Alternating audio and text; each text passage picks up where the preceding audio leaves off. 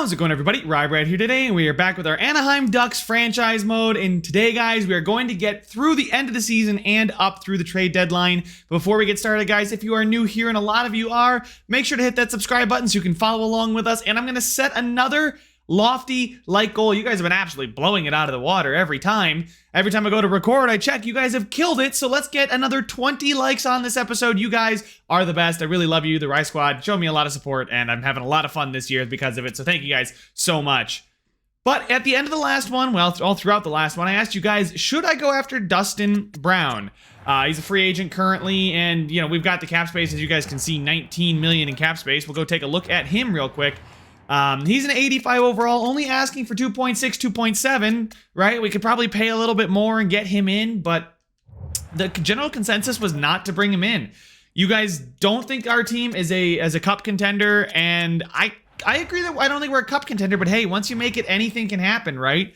But no, really, I do agree with you guys that we are not ready to contend for the cup just yet. I mean, we got a good offense, a decent defense. The defense is probably the only spot that's lacking, so we need to do something there, but for now, I think I'm going to agree with you guys. I also saw another couple comments to sign him and then trade him at the deadline. That's not really what I'm going for. I'm not going for ultra realism and I need to defend every decision, but I also don't want to go with cheese it, sign a player, 2 weeks later trade him. That really doesn't happen. So I'm not going to do that. I'm not going to sign him just to trade him. I know it's free draft picks and everything, and it would be great for the outlook of the franchise, but I just don't think it's something I want to do. I want to go with at least semi-realistic. You know, sometimes if the computer offers it, I'm going to take it. I don't care if, you know, you could try and defend a real-life GM, because real-life GMs make stupid decisions sometimes. Look at me. I make some bad decisions. But anyway, I don't think I'm going to make any moves here. We'll see at the deadline what we're going to do. I also saw another couple comments to trade people away at the deadline, so that's maybe not something I want to do. I like the way the team looks, and I really don't think that we should be selling off too many people. Like Rickard Rakell, he's great for us. I'm not going to sell off Getzlaf. As long as he wants to be here, he's going to be here. I'm not selling off Hampus Lindholm. I mean, these are guys that I want to keep around. Obviously, John Gibson is 29, and he's still got plenty of game left for us. So I think we may just kind of sit tight. I may look to acquire a new draft pick. We'll see if I can maybe move up in the draft, because it really does look like we're going to make the playoffs, but a lot more will reveal itself as we get to the trade deadline, and we've got another month and a half until the trade deadline here at March 6th. So let's go ahead and get up to March 1st and just see how we do here. If we continue to kind of slide a little bit, then so be it. But Jamie Drysdale is going to accept his 8-year contract, and so is Trevor Zegras. That is big time news right there for us, guys, as we lose big games back-to-back. The Avalanche have fired their head coach, Pat Bell. Interesting. We get off the schneid by beating the Montreal Canadiens, losing to the Leafs, but then we followed up with 3 straight wins, so that's pretty darn good. And we would get a second this year, and for Derek Grant? Derek Grant, I don't think is even playing in the NHL. Is he playing? Yeah, no, he's scratched. I'm pretty sure. Yeah, he played last year for us, but he's been scratched all season. And to get a second from the Florida Panthers this season, right? 2023 is this upcoming season. Yeah, it's this upcoming draft. To get an extra second, we have 3/3 and 2/4. We don't have anything after that. Holy smokes. We would get rid of a 5th next year. We'd get a 7th this year. I almost don't want to do that for the 5th and the 7th. But whatever gets us that second, I'm going to take this deal. We're going to actually, let me see if I can, instead of the 7th next year, that's in next year's 7th. Can I have next year's 6th? We're going to try that. Trade rejected. We're going to go back to the 7th that they had offered us. It's a bit dangerous, but we are going to go ahead and accept. There we go. So we are going to get rid of Derek Grant and a little bit of cap space added for a second this year. It's a second for Derek Grant. Like, that's one I couldn't defend in real life, but they offered it to me, so I'm not going to not take that. Anyway, our winning streak comes to an end, and we go on a 3-game losing streak, but bounce back with 2 wins. Patrick Hornqvist, I'm not going to give up a 3rd and a 4th next year for Patrick Hornqvist. Like I said, we're not going all in this season. It's not the year. The Chicago Blackhawks have fired Maurice Briere. The Coyotes have fired Maxime Latendresse. So there's going to be some coaches there, but I kind of do like our coach and Julian Dawes. It is the massacre of the head coaches. Oh my word. Get out the firing squad. They are all gone. Victor Arvidsson and more for a third and a fourth. That's not a bad deal. Victor Arvidsson's the kind of guy you could add to the squad, and he's relatively younger. Taking a look at the standings, though, we are 1 point behind the Sharks, 3 points behind the Flames, with no games in hand. The Kings have 2 games in hand on us, but luckily for us, guys, it looks like we're pretty much going to be a wildcard team unless something awful happens. I can't possibly tank. Even selling off, we're going to make the playoffs. Let's go a couple more games here into this Detroit game. See if Florida and Derek Grant, the Derek Grant revenge game does beat us. We got this game against the average Detroit Red Wings, who are 60 points. Wow, I didn't realize just how good our division is. Look at that, guys. No other division has got nearly the talent that we do, that we're contending with. But we are still ahead of the Sharks. We're at the trade deadline, so I guess we'll see what happens, right? I think we want to be a conservative seller. If I had to guess, we're going to be a conservative seller. Trevor Zegras with 65 and 64. Love to see him working to really earn that contract. Santavori already hit 40 goals. This man in his rookie season has a chance to hit 50. This guy is absolutely killing it. And guys, when I say we got a steal on draft day, we got a freaking steal on draft day. He's only got 15 power play points. So that means 37 points at even strength in 64 games. That's pretty darn good, especially considering we don't exactly have the most elite talent in the world. Taking a look at the rest of the forwards, it's Getzlaf still killing it with 42. He's really doing well on that third line. Comtois, Terry on the fourth line. Peyton Krebs with 29 on the second line.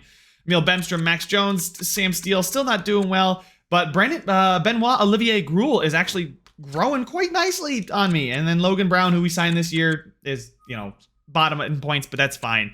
And the first pairing of Lindholm and Drysdale really do seem to be clicking on all cylinders right now. Mahura, McNabb, Larson, and then Gooley. So very, very solid for all of our defensemen as well. And then in goal, John Gibson's actually started to tail off a bit more. Save percentage and goal against average wise, but we're not exactly playing a defensive system anymore, so I can understand why that would happen. I'm not worried about it. What I am worried about is potentially losing to the Detroit Red Wings here. We don't get to know. Let's enter the trade deadline unsure of what happened in that game. Because that game could have made all the difference. And Seth Jones is available. I mean, I don't want Seth Jones. What would it take to get Seth Jones? 2 firsts? Nope. Roman Josi, Ekholm, Dylan Strome unsigned. So we wouldn't be able to sign Dylan Strome and play him this year. But he's the kind of guy that we have extra seconds. So a second and a third. We have an extra second and an extra third. Sword is medium top 4. Rochette. Maybe give up our... Ooh, this could be an interesting one. Okay, so then McDonald. Let's just go ahead. We're going to take a look at McDonald, Sword, and the rest of them. So, but Strome here is 86, first line forward, 25, and is a ridiculously good playmaker. Man, this guy is really, really good.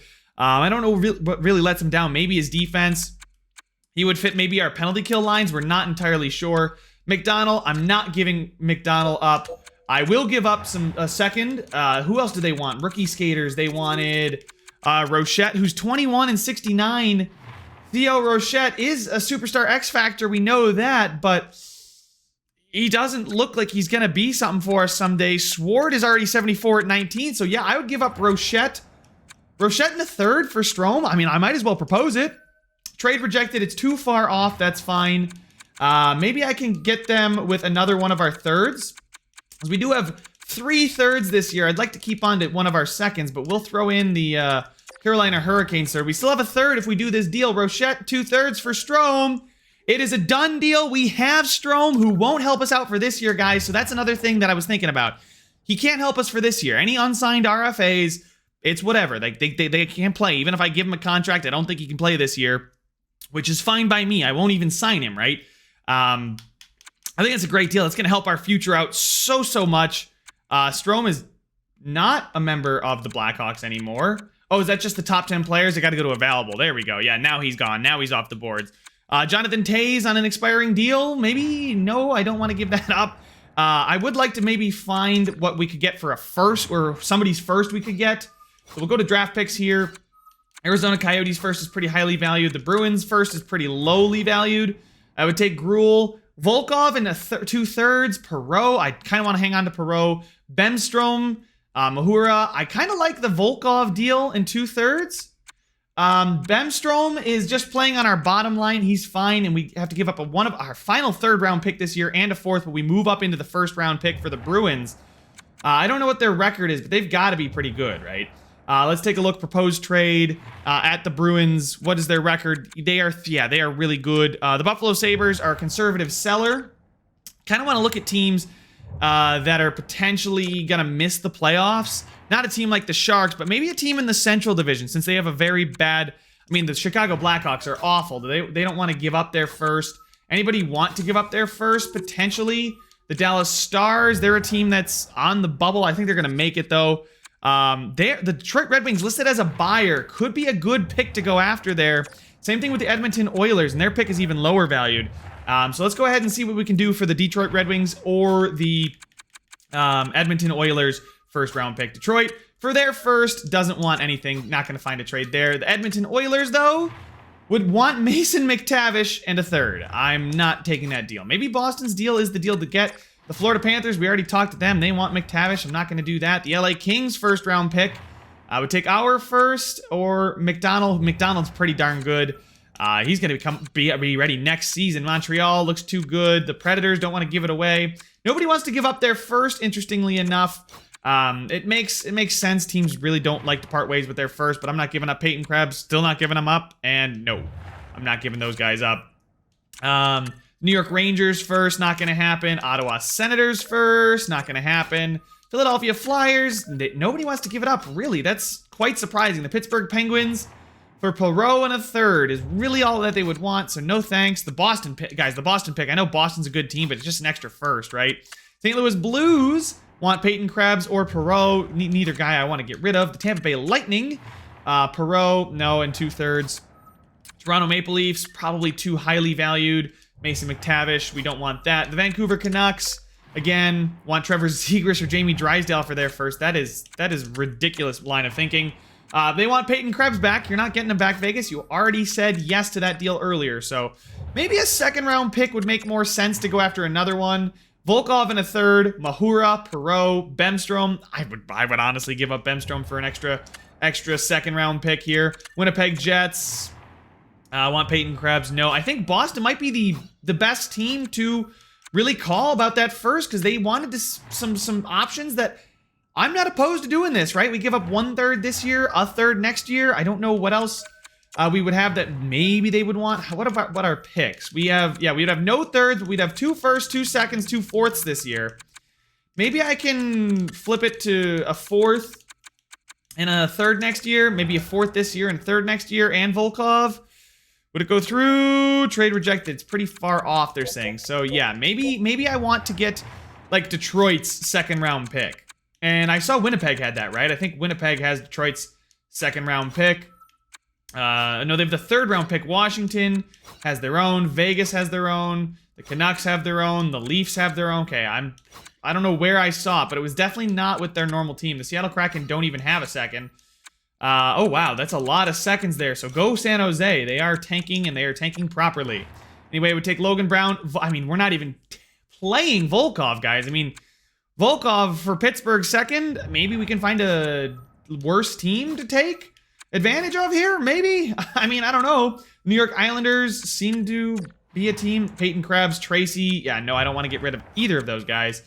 Predators don't want to give it away. Montreal Canadiens do. They want Logan Brown, Peyton Krebs, Volkov in a third. I really don't want to give up more picks. We're going to avoid those teams. Man, I do kind of like the idea here of getting a second. The Edmonton Oilers are a buyer. Bemstrom, I'd give up Bemstrom. We could play Volkov, although I don't think it's worth it at that point. I think I'd rather just go get the later second. Okay, we're still good on time. Anderson or McCallum. Landon McCallum is not going to be traded. Columbus Blue Jackets have a very highly valued second here. Logan Brown, Perreault, McCallum, and Anderson. Yeah, I'm not giving up our second. Colorado, Chicago, Carolina. The Dallas Stars pick could be interesting. Brown, Bemstrom, Mahura, Gruel. I still love the fact that we can get one for Volkov, right? So, I mean, Calgary is a team that I think is going to make the... Yeah, no, they're second in our division, so we know that for a fact. The Sabres want a lot for their second. Oh my goodness, Buffalo. Philadelphia's, they want the Panthers. I'm not going to give up picks for picks. The Bruins a team we know is very good. I think what we want to do is probably go get, what is it, the Washington Capitals, Winnipeg Jets second rounder, like straight up just for Volkov. Volkov in a third, not what I want to do. There was one straight up for Volkov, and I think that was the Vegas Golden Knights. I'm going to just accept this trade from Vegas. I know they're good. I believe they're at actually, you know what? Why not go after the Flames? A second for Shirgle, our third next year, and a fourth this year. I'm going to decline that trade. Let's go find a trade. I think the Flames are in a worse position than the Golden Knights, and we can still get it 1-for-1 for Volkov, which I don't know why they would do this, but I'm going to accept that trade. It's done. It's dusted. There we go. Any low elite or just elite guys down here at the bottom that we could go after? Olvstead. Nobody too crazy as of right now. How old is this kid? 20. Oh, that's Fabian Lysell. Seattle makes a trade. They are going to trade Giordano Nemesnikov in a 7th and Evans to the Oilers for Lavoie, a 2nd, and Tullio. What the heck is that deal? 19-year-old. Do we have any 18-year-olds here? No, just 19-year-olds. Wow, no value for the... Wow, it's like all of a sudden Willie Chimera has no value, and I'd like to keep Perreault, so unfortunately not going to happen there. But I really like the fact that we got Ryan Strome at the deadline. He's not going to help us win this year, but he's going to help us out without a doubt in the future. Cam Talbot, we don't need a goalie. If anything, I'm going to get somebody with potential that we could see sticking around for a few years. What would nobody wants Getzlaf, which is fine. We want to keep him around anyway. Donato's not going to grow. He's not exactly what I'm thinking about. Aiden Hill, same thing. Not what I'm thinking about as a potential player to, acquire. Here's a UFA, Caleb Jones. He's not signed, but he's with the... No, he's got to be an RFA, right? Yeah, the Chicago's just not... I don't know. They just don't have the cap space. I wonder if we can take on somebody with massive amount of cap space for no value and maybe get a pick out of it. Yeah, no, they don't really... I don't think they've got anybody to cap dump. I mean, Brett Connolly, I'd throw in a... I don't know, maybe a 6th next year, and you guys can give me a 3rd, a 5th, and a 6th this year. Take on Connolly, maybe? Yeah, no, I didn't think... Yeah, I wish they could do cap dumps, because that's a team that, desperately needs a cap dump, and I've got cap space that I'm willing to utilize and weaponize. So if we look at a proposed trade, I'm looking at Strome here, who I'm very excited to have on the team. Strome, high top 6 at 25. Probably is going to age out, but 86 overall. I don't believe we can sign him, but he's exactly the kind of player that will definitely help us out. I mean, he's an RFA. Giving him a contract I don't think kicks in until next season. I may wait. We could always, I think, maybe sign him at the start of the playoffs. Who knows? But I'm very happy with the haul we've got.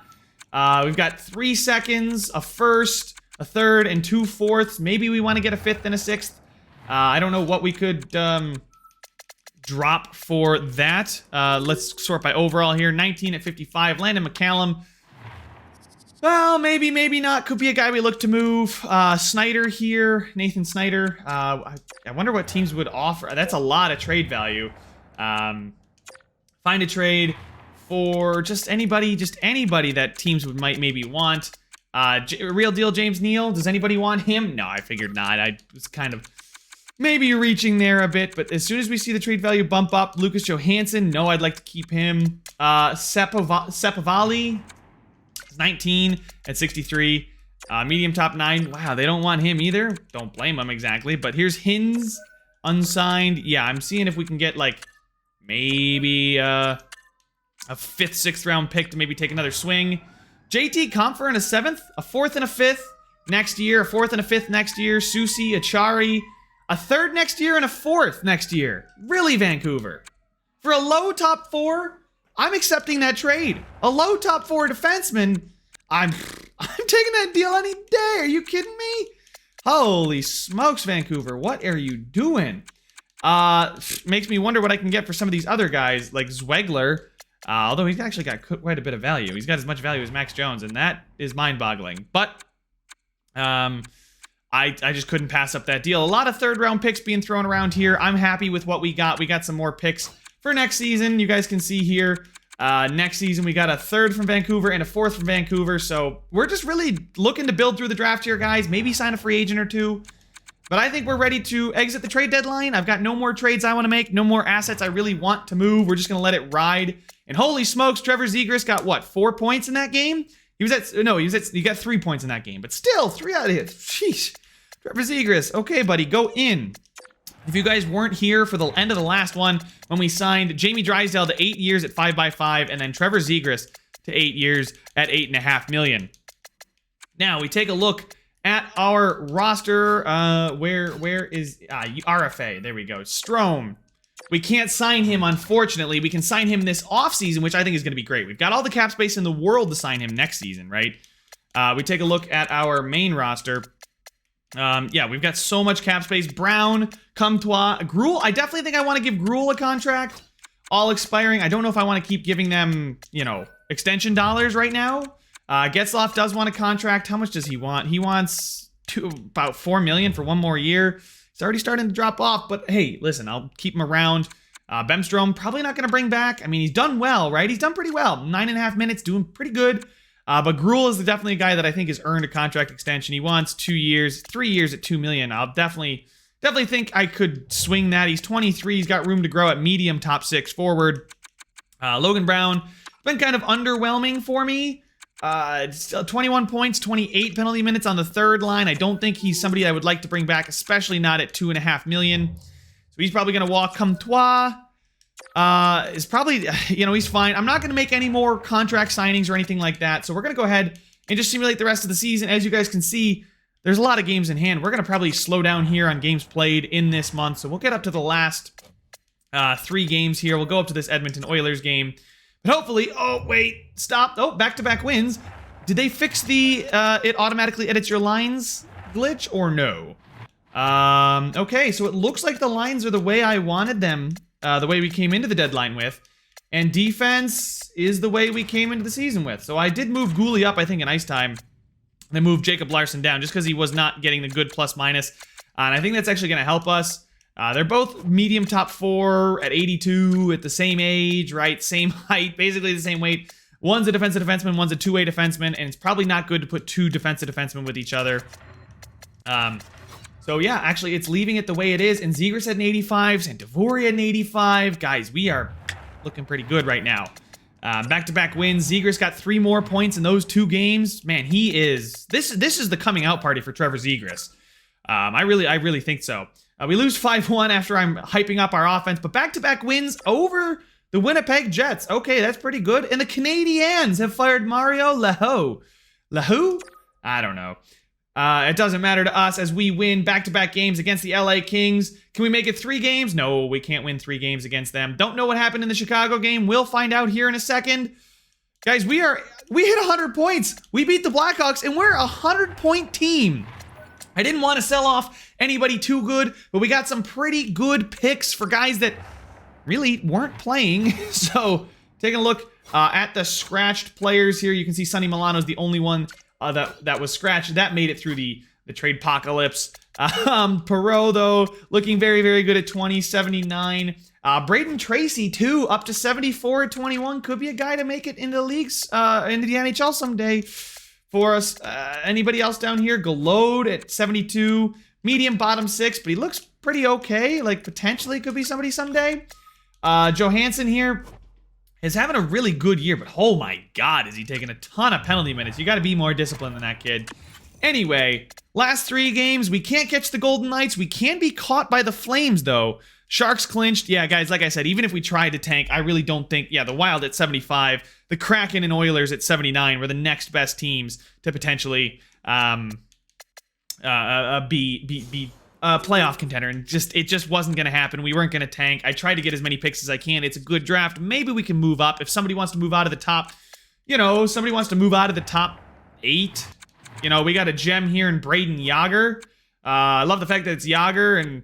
he plays like Joe Nieuwendyk, kind of sad. But Santivori is dropped to 5. We have 2 medium franchises in this draft. Clint Ryan and Connor Bedard. I can't believe I didn't notice that first thing. Oh my god, plays like Wayne Gretzky, plays like Wayne Gretzky. Oh my goodness. Yeah, he's a gem. Thanks, Scouts. He's first overall. I'm really glad you've identified him as a gem. I wouldn't have known that otherwise. But we can see here, Sawyer Ness. Oh, what? Oh, this is the USA Central. We got to do better. Come on, Lucas Priestop. We need to know. We're probably going to pick one of these guys down here. Sammy Tukio. Marshall Pollock is medium top 6. He's a little bit further away from the NHL. And I know you guys told me to get over that, but I'm not going to get over it. I like my guys to be ready sooner. You know, it doesn't help my team anytime. Like a rebuilding team, we need guys that are going to step in right away and fill those empty spots. So we're not the kind of team, like maybe when we start making it 1-2 rounds into the playoffs, then I can wait 3 years for a guy or two. But we just kind of need that constant stream, steady drip of guys making to the NHL. But since you guys are probably dying here waiting for me to get to the end of the season, we beat up on the poor Edmonton Oilers. Trevor Zegras continues his dominance on the season. He could be guaranteed point per game if he gets a point here against the lowly Vancouver Canucks, who actually aren't all that low. The Central Division is garbage. Just noticing that now. The Vancouver Canucks, we do win in a shootout. He's not guaranteed points per game. We got to go up to this San Jose Sharks game. Ooh, this has big seeding implications for them. We have a clinched second place, would have won the Central, would have won the Atlantic, and would not have won the Metropolitan, but damn it, we would have won 2 out of 3 divisions if it wasn't for those freaking Golden Knights. Well, we can be a 50-win team here, guys. A 50-win team. Okay, that's pretty insane. That is pretty incredible. Can we beat the San Jose Sharks? They're a tough opponent. They won't be our opponent no matter what, but this could have seeding implications for them, whether they face the Golden Knights or the Jets. And if I were them, I'd like to stay where they are, but we could put a spoiler on that. We are going to lose in overtime. We get a point. We can't get to the 50-win mark. Very sad, but you know who can get to the point per game mark is Trevor Zegras. Sharks, 99 points, so there we go. The league is basically done. We need Maple Leafs to play the Capitals, Kings to play the Canucks, and we'll advance the day. And that should have just happened. Yep, everybody's played 82 games. The regular season has ended, but we have made the playoffs, which is great, great news. Let's take a look at the points. Oh my God, Santavori with 32, and he does hit 50. Our rookie hits 50. Goals on the season. Let's go. Ricard Raquel with 81. Trevor Zegras with 82. 343 shots. This man is a goal scoring machine. And guys, if he's putting up 50 in his rookie season, oh boy, imagine what this guy can do next season and the season after, and imagine how much I'm going to have to pay him. Yikes. Might want to keep that one in mind after I just hand out all these, like, oh, you get a contract, and you get a contract, and Ryan Strome gets a contract. Ryan Strome could be the Ricard Raquel replacement in a year or two, but for now, he's still killing it. Comtois hits 50. Getzlaf hits 50 on the 3rd line. Troy Terry on the 4th line, hitting 40 points. Good Lord, 15 goals. Peyton Krebs, solid first season, 40 points in 82 games. Half a point per game on the 2nd line. I'm cool with that. Sam Steele with 35. Now, not a great season for him on that 2nd line. Then again, the 2nd line doesn't exactly have that goal-scoring talent it needs. Comtois still did well, but the 2nd line is an area where I think we need to improve. I think Peyton Krebs growing is going to definitely help that 2nd line. Maybe somebody else growing, maybe somebody we get in the draft could be an option. Max Jones on the 3rd line with 34, Emil Bemstrom with 33, Gruel with 27, and Logan Brown with 25. So guys, really just all around solid performance. Everybody but Logan Brown hit 10 goals. That's a really good team. Then we have Hampus Lindholm with exactly half a point per game. Jamie Drysdale with 28 and 82 is not exactly what I was looking for from our stud offensive defenseman of the future. He's only 21 though. Can't really get mad about it. Like he's 21 years old and he's already got 53 points in 188 games for us. It's just, I mean, he's minus 14, but I'm not too concerned about that because basically this season he undid everything he did last season, which is a good thing. Mahura on the bottom line. Okay, 25 points. Guy has earned himself the 6th defenseman spot for the rest of his career as long as he wants to stay. Braden McNabb did okay. A defensive defenseman getting a plus 15 is fine with me. Brendan Gooley jumps up in plus minus after I move him over Larson to play with McNabb. So that's pretty impressive there, guys. And then goaltenders, John Gibson, solid 918, 267. Not fantastic, not terrible. Pretty happy with it. His time is the playoffs, guys. Like, we know John Gibson is going to be good. He's going to always be around. He actually improved from last season in save percentage. But this season I was expecting to be a little bit better. 267. I mean, he's still freaking good. Hopefully we can get him back to his 17-18 prime. you know, these couple of years, 16, 17, 17, 18. Hopefully we get him back there, but I don't know if that's ever going to happen because just the way the sim goes. Anyway, we will check out the entire league because I know you guys are curious. McDavid with 106 points, Teuvo Teravainen with 104, Svechnikov with 102, and Aho with 100. That is a ridiculous line. Svechnikov gets 57 goals. My goodness. Holy. And the only X factor there is Aho. Malkin with 54. Lots of goals being pumped in. Sidney Crosby there. Jack Eichel, Barzal, Matthews, Draisaitl, O'Reilly, Stamkos, Pasternak, and then Zegras. So Zegras at 22, really starting to get into his prime. When he's 23, 24, 25, 26, right? 3, 4, 5, 6, 7. That's 4 or 5 years of just dominance from Trevor Zegras. This is our window, guys. Next season, for the next, you know, not this season, right? This is season 2, but season 3 through like 7 is our prime. And only 3 players hit 50, and our rookie Taro Santavori hit 50. Malkin hit 54, and Svechnikov with 57. A look at the defensemen. Morgan Rielly is a member of the Buffalo Sabres, which is really gross, cringe, I don't know. 74 points, but Erik Karlsson with 21 goals and 70 points there. Holy smokes.